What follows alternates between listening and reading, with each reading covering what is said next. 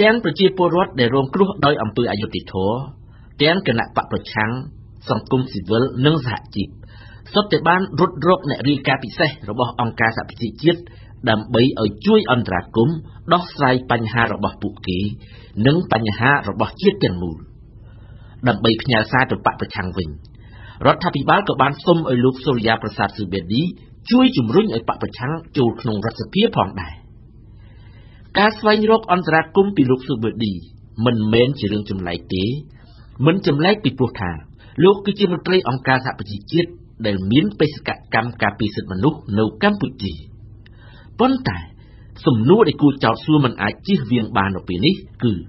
តើហេតុអ្វីបានជាខ្មែរគ្នាឯងដែលនិយាយភាសាដូចគ្នាអាចយល់គ្នាបានយ៉ាងងាយ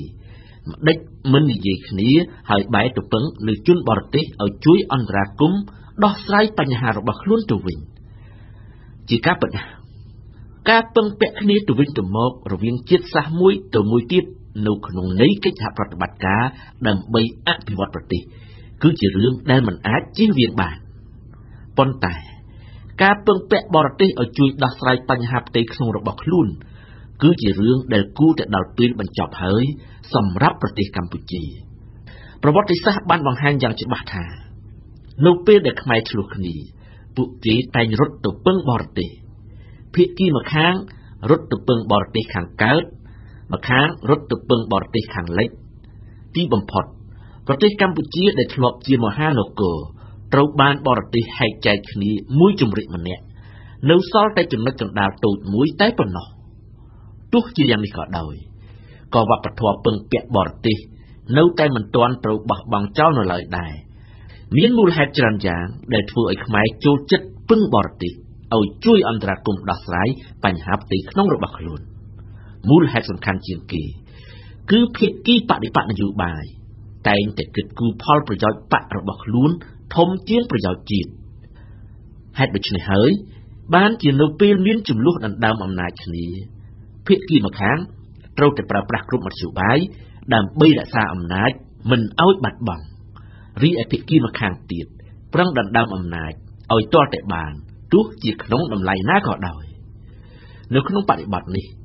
ប្រសិនបើខ្លួនគ្មានកម្លាំងគ្រប់គ្រាន់ដើម្បីទប់ទល់ជាមួយគូប្រជែងការពឹងពាក់បរទេសគឺជាមធ្យោបាយដែលមិនអាចជៀសវាងបានមូលហេតុសំខាន់មួយទៀតគឺខ្មែរមិនសូវផ្ដល់តម្លៃដល់ជនជាតិខ្មែរគ្នាឯងទេដោយច្រើនតែមានគំនិតបរទេសនិយម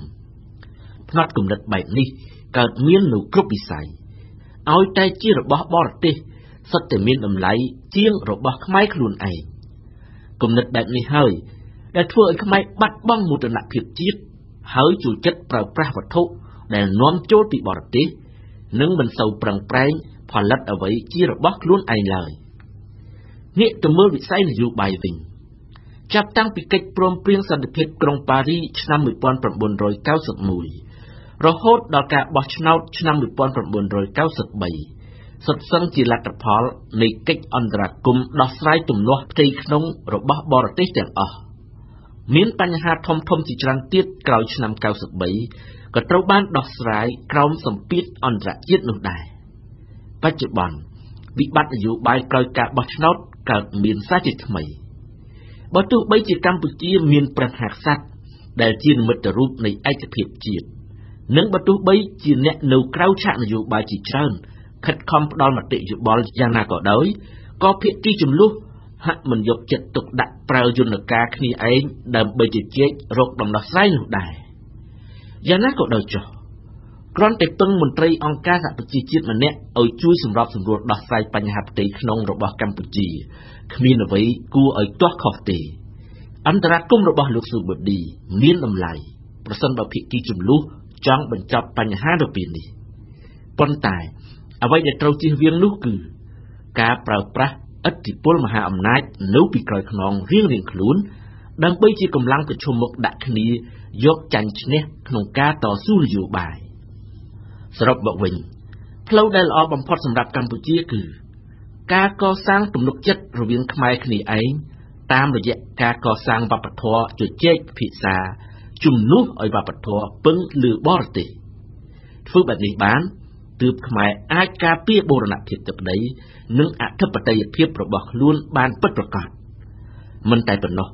កម្ពុជានឹងក្លាយជាប្រទេសខ្លាំងនិងគ្មានបរទេសណាមើលស្រាលបានទៀតឡើយ